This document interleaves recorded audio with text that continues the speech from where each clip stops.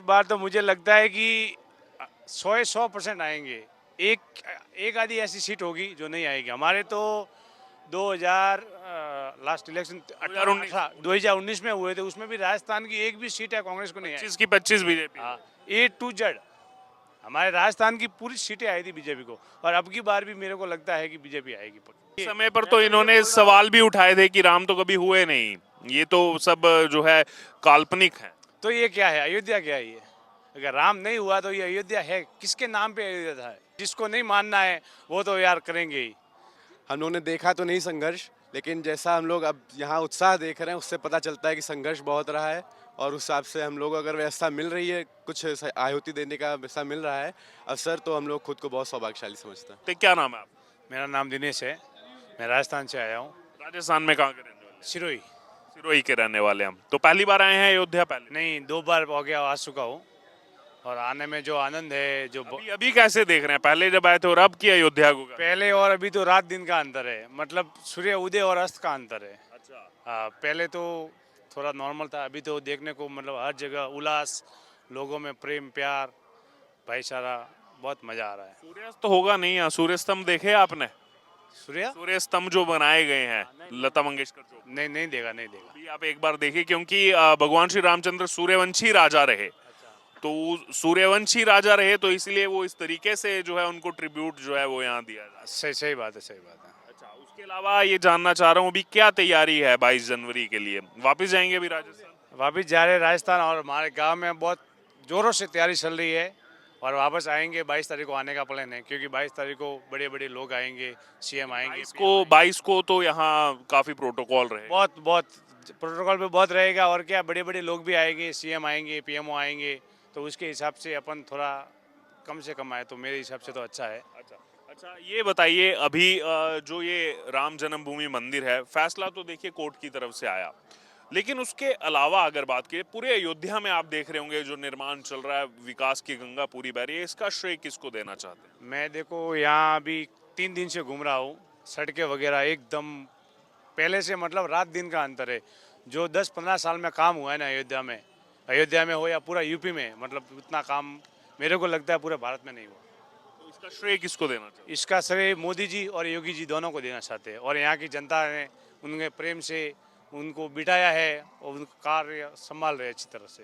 क्या लग रहा है, मोदी जी इस बार, चुनाव भी आ गया है, हैट्रिक होगी नहीं होगी? इस बार तो मुझे लगता है कि 100% आएंगे। एक आधी ऐसी सीट होगी जो नहीं आएगी। हमारे तो 2000 लास्ट इलेक्शन 2019 में हुए थे, उसमें भी राजस्थान की एक भी सीट है कांग्रेस को नहीं आई। 25 की 25 बीजेपी। हाँ, ए टू जेड हमारे राजस्थान की पूरी सीटें आई थी बीजेपी को, और अब की बार भी मेरे को लगता है कि बीजेपी आएगी पक्की। लेकिन विपक्ष तो कह रहा है कि इस बार नहीं, अब नहीं जीतने देंगे, दे दिए 10 साल, अब हम जो है गठबंधन मिलकर सरकार बनाए। ये तो 22 तारीख को बात पता चलेगा कि क्या होता है। अच्छा, 22 का भी असर रहेगा? अरे 22 का तो बहुत जबरदस्त असर रहेगा।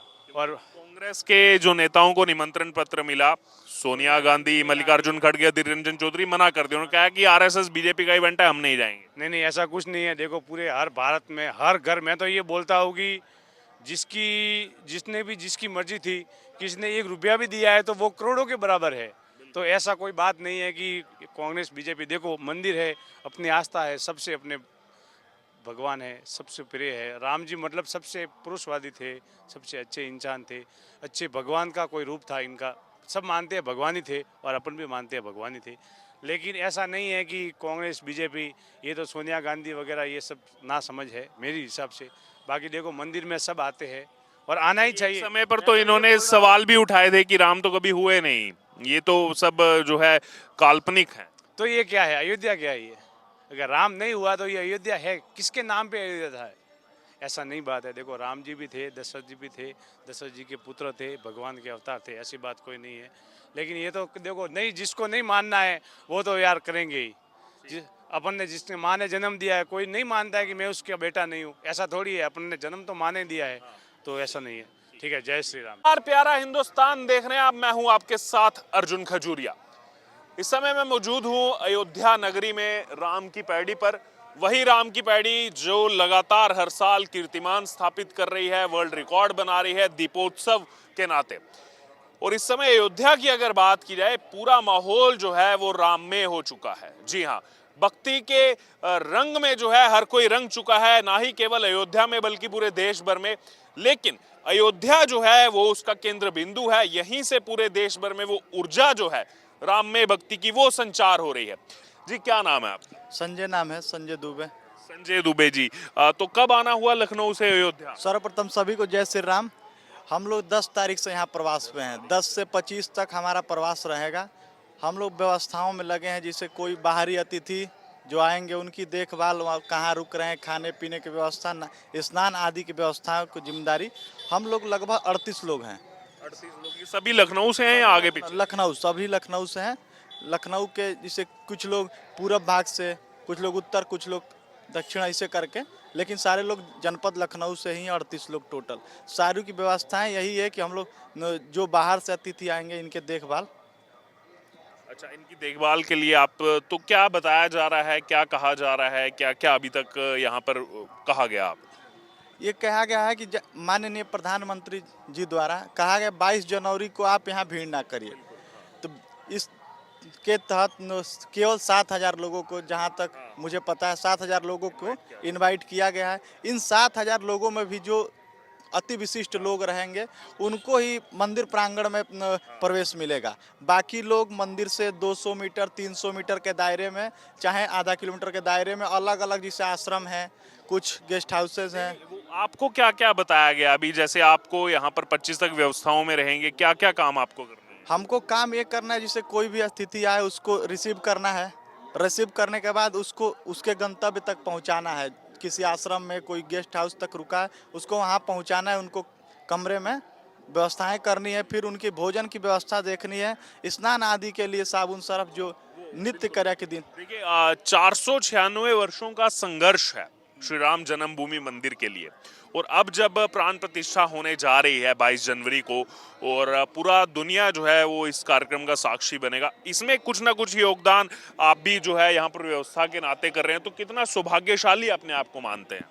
ये तो पूरे भारतवर्ष के लिए सौभाग्य की बात है कि हम लोग की पीढ़ी को संघर्ष नहीं करना पड़ा मंदिर बनाने के लिए। हम लोग को मंदिर बनता हुआ देख रहे हैं, उसको अनुभव कर रहे हैं कि कैसे हम लोग की पिछली पीढ़ियों ने कितना संघर्ष करके, कानूनी लड़ाई लड़के, ज़मीनी लड़ाई लड़के, कितना संघर्ष करके मंदिर के लिए लड़ा, गोलियां खाई, तमाम चीज़ें हैं। वही चीज़ें हम लोग, उन्हीं के संघर्षों को देखते हुए हम लोग अपना जो छोटा सा गिलहरी सा योगदान दे रहे हैं। राम मंदिर बन रहा है, इसमें सेवा। पहले भी आए हैं अयोध्या?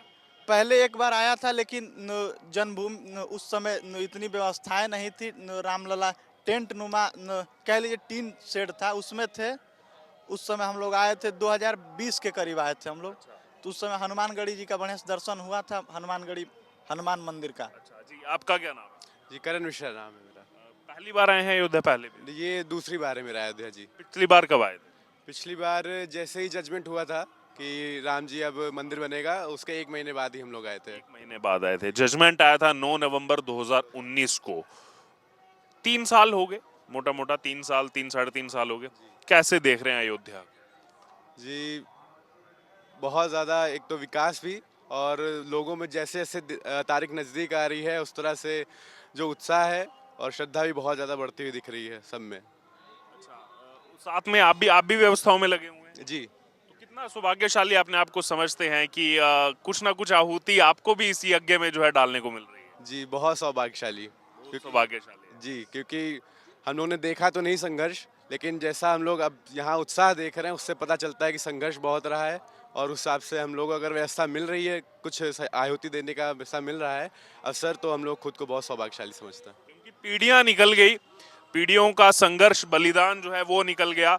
और भी लोग आए हैं, उनसे भी बात करते हैं, और ये वो पीढ़ी सौभाग्यशाली है ही जो देख रही है रामलला को विराजमान होते। जय श्री राम। तो राय आपने यहाँ पर सुनी, अब आपकी जो प्रतिक्रिया आप जरूर हमारे साथ कमेंट बॉक्स में शेयर करें।